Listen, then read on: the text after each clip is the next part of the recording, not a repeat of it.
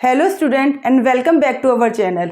हम लोग स्टार्ट कर रहे हैं BCA फर्स्ट सेम का BCS 012 बेसिक मैथमेटिक्स। चलिए स्टूडेंट स्टार्ट करते हैं ब्लॉक 1 का चैप्टर 1 डिटर्मिनेंट। तो स्टूडेंट सबसे पहले डिटर्मिनेंट होता क्या है, देखिए डिटर्मिनेंट क्या होता है। लिखा है it is an arrangement of number. Arrangement of numbers यानी कि नंबर्स का अरेंजमेंट किया जा रहा है along m rows and m columns. इसका क्या मतलब है, सपोज करिए कि आपके पास नंबर है, ये आपने इन नंबर्स का क्या करा है, अरेंजमेंट करा है आपने, ठीक है। अलोंग रोज एंड कॉलम का मतलब कि यहाँ पे आप देखिए कितनी रोज बन रही है। यहाँ पे बेटा यहाँ पे एक रो ये है, एक रो ये है, यानी कि यहाँ पे 2 रोज बन रही है, 2 रोज बन रही है यहाँ पे। अगर हम कॉलम की बात करते हैं तो एक कॉलम ये है और एक कॉलम ये है, यानी कि यहाँ पे 2 कॉलम बन रहे हैं, ठीक है। तो अरेंजमेंट ऑफ नंबर, हमने नंबर्स को अरेंज करा है किसके अकॉर्डिंग, रोज के और कॉलम के। हमने रोज और कॉलम के अकॉर्डिंग नंबर को अरेंज करा है। अब यहाँ पे लिखा है along m rows and m columns. m का मीनिंग क्या है, m का मतलब है कि आप कितनी भी रोज ले सकते हो, आप कितनी भी कॉलम ले सकते हो, लेकिन आप अगर यहाँ पे 2 रोज ले रहे हो तो आपके कॉलम भी 2 ही होने चाहिए। डिटर्मिनेंट में जितनी आप m यानी कि अगर 2 रो है तो आपके कॉलम भी 2 होने चाहिए, अगर आपकी रो 3 है तो आपके कॉलम भी 3 होने चाहिए। यानी नंबर ऑफ रोज, यहाँ पर नंबर ऑफ रोज इक्वल होगा नंबर ऑफ कॉलम्स के।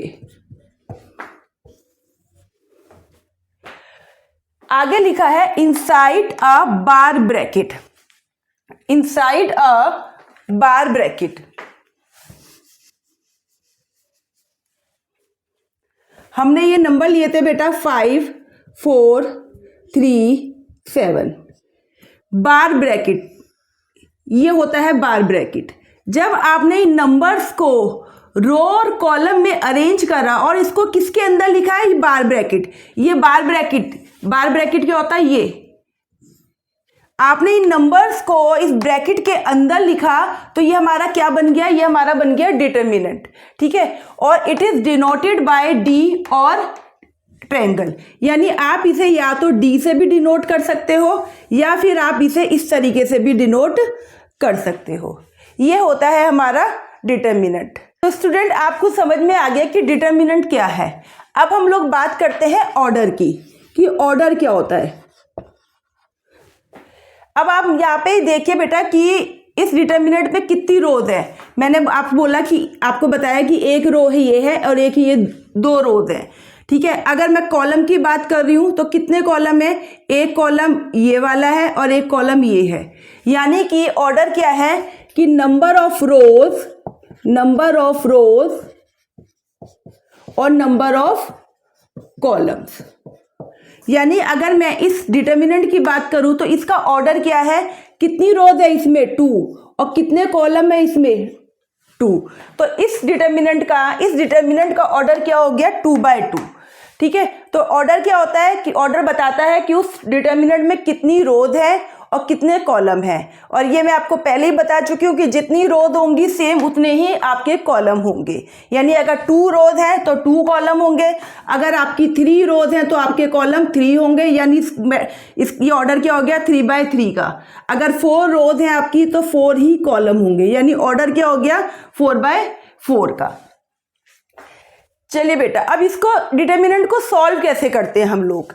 अभी हमने जो डिटर्मिनेंट लिया है इसका ऑर्डर क्या है 2/2, यानी कि यहाँ पे कितनी रोज है, 2 रोज हैं और 2 आपके कॉलम है। अब इसको सॉल्व करना है। तो बेटा सॉल्व कैसे करना है कि आप ध्यान दीजिए कि यहाँ पे आपके 4 एलिमेंट है। जो ये वैल्यूज होती है ना, जो डिटर्मिनेंट के अंदर ये वैल्यूज लिखी हैं, दीज आर कॉल्ड एलिमेंट्स। इन्हें क्या बोलते हैं, एलिमेंट्स। तो कितने एलिमेंट्स है इसमें, टोटल 4, 1 2 3 4। तो इसमें 4 एलिमेंट्स है।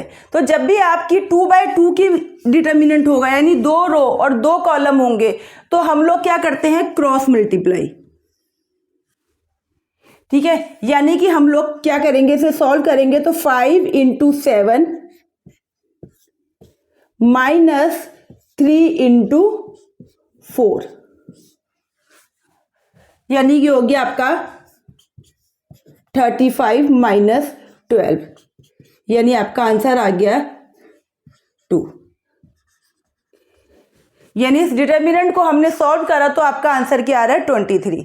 यानी 2/2 की मैट्रिक्स में जब भी आपको सॉल्व करना है तो आप क्रॉस मल्टीप्लाई करिए और उन दोनों के बीच में माइनस कर दीजिए तो आपका आंसर निकल आएगा। ठीक है स्टूडेंट्स, एक बात का और ध्यान रखिएगा कि जब भी आप इसे सॉल्व करेंगे, जैसे कि मैंने बोला कि आपको क्रॉस मल्टीप्लाई करना है तो आपको हमेशा पहले इस वाले को लिखना है। देखिए मैंने पहले इस वाले को लिखा है, यानी कि आपको पहले इसको लिखना है, फिर माइनस का साइन, फिर आपको इन दोनों नंबर्स को लिखना है, जैसे मैंने यहाँ करके दिखाया है। ठीक है, तो ध्यान रखिएगा कि पहले आपको इन दोनों को मल्टीप्लाई करके लिखना है। चलिए अब हम आगे बढ़ते हैं। अभी हमने एक छोटा सा एग्जाम्पल करा 2/2 मैट्रिक्स 2/2 डिटर्मिनेंट का। अब हम लोग करते हैं 3/3 डिटर्मिनेंट का कि उसको कैसे सॉल्व किया जाता है। तो हम लोग एक डिटर्मिनेंट ले लेते हैं जिसका ऑर्डर होगा 3/3 का। चलिए स्टूडेंट्स, अब हम सॉल्व करते हैं 3/3 का डिटर्मिनेंट। देखिए इसके बाहर ये साइन लगा हुआ है जो ये शो करता है कि हमें इस डिटर्मिनेंट को सॉल्व करना है। ठीक है, चलिए स्टूडेंट्स, अब हम लोग डिटर्मिनेंट निकालते हैं 3/3 का। ठीक है, इसका क्या ऑर्डर है बेटा 3/3। कितनी रोज है यहाँ पे 3 रोज हैं और कॉलम कितने हैं 3 कॉलम है। ठीक है, और इसके यहाँ पे ये सिंबल लगा है, इसका मतलब क्या है कि हमें इसको सॉल्व करना है। यहाँ पे आप साइन भी देख रहे हो, बारकोड भी लगा हुआ है कि हमें ये डिटर्मिनेंट है और इसको सॉल्व करना है।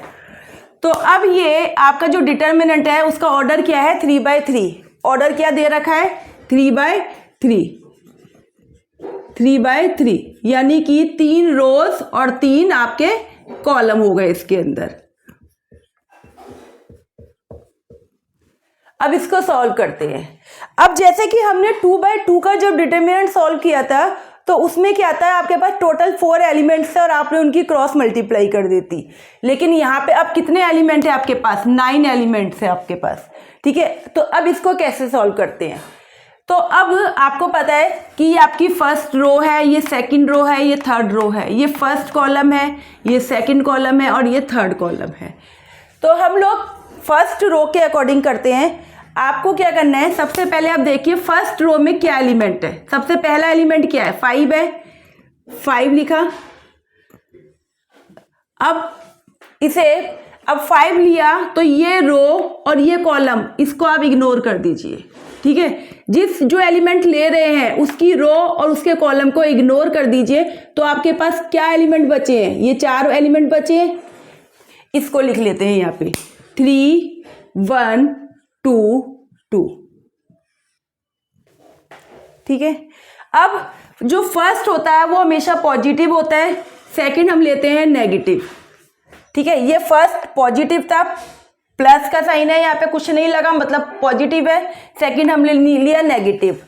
अब हमने पहले क्या लिया था 5 लिया था। अब इस रो में अगली वैल्यू क्या है 7, तो मैंने 7 लिया और अब 7 लिया तो इस रो को और इस कॉलम को छोड़ दिया। इस रो को और इस कॉलम को छोड़ा तो क्या एलिमेंट बचे हमारे पास 4 1 4 1 1 2 1 2। अब उसके बाद पॉजिटिव नेगेटिव, अगेन आपको क्या लेना है पॉजिटिव लेना है। ठीक है, अब आपने 5 ले लिया, आपने उसके बाद रो में 7 ले लिया। अब क्या बचा है 6 बचा है। अब 6 लेते हैं, 6 लिया। अगर मैं 6 लिया तो ये वाली रो और इस कॉलम को इग्नोर कर दिया। तो अब हमारे पास क्या एलिमेंट बचे हैं 4 1 3 2। चलिए अब देखिए हमने क्या करा कि 3/3 की डिटर्मिनेंट था और हमने उसे किस में चेंज कर दिया 2/2 के में। ठीक है, अब इसको और आगे सॉल्व करते हैं। 5 अब इसको सॉल्व करेंगे जैसे हमने लास्ट क्वेश्चन किया था कि पहले इन दोनों को 2/2 का डिटर्मिनेंट है तो क्रॉस मल्टीप्लाई करेंगे। तो 3 × 2 माइनस 3 को 2 से करा और 2 को किससे करेंगे 1 से।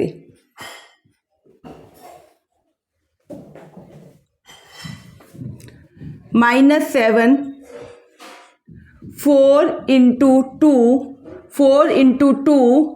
-1 × 1 फिर +6 4 × 2 नीचे लिख लेते हैं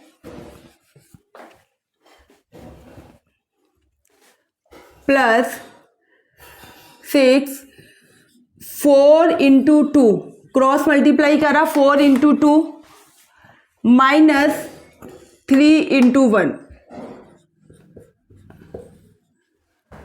अब इसको सॉल्व करते हैं हम लोग।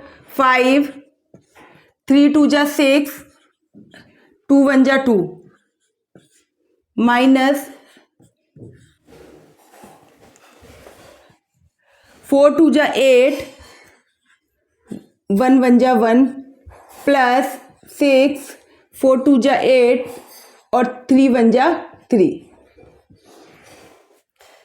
सॉल्व करा आगे। 5 × ब्रैकेट के बाहर है इंटू है, मतलब ब्रैकेट के बाहर का मतलब क्या होता है मल्टीप्लाई होती है।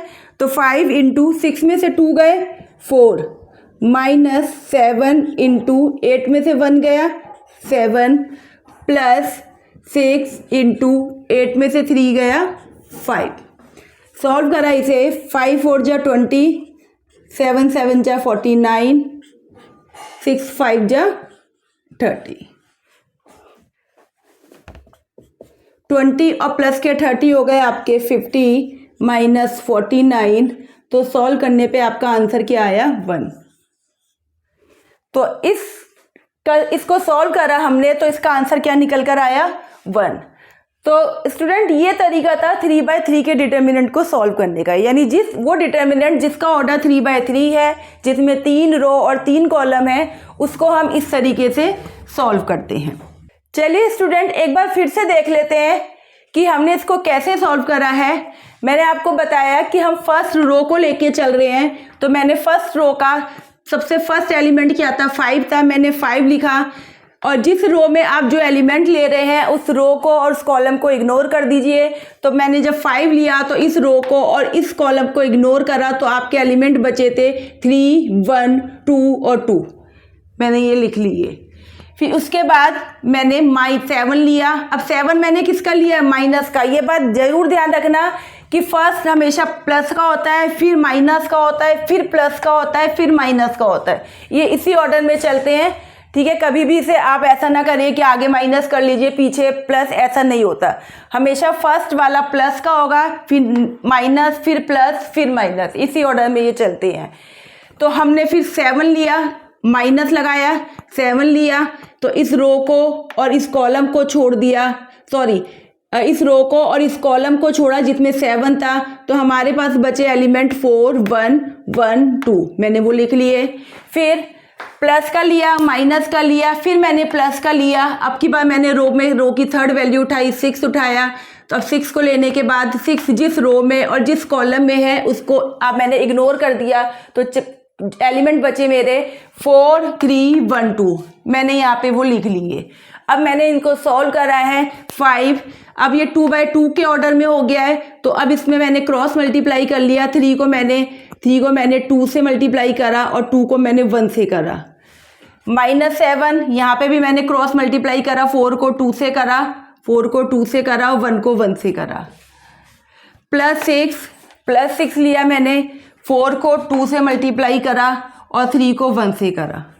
अब इसको सॉल्व करा है 5, 3 को 2 से करा 6 आ गया, 2 1 = 2, -7 4 को 2 से करा 8 आ गया और 1 को 1 से करा तो माइनस का 1 हो गया ये। +6 लिया, 4 को 2 से करा 8 आया, -3 को 1 से किया तो 3 आ गया। 5 6 में से 2 गए बेटा तो यहाँ बचे 4, तो 4 आगे माइनस का 7 इंटू मल्टीप्लाई 8 में से 1 गया तो 7 आ गया, प्लस 6 मल्टीप्लाई 8 में से 3 गया तो 5 आ गया।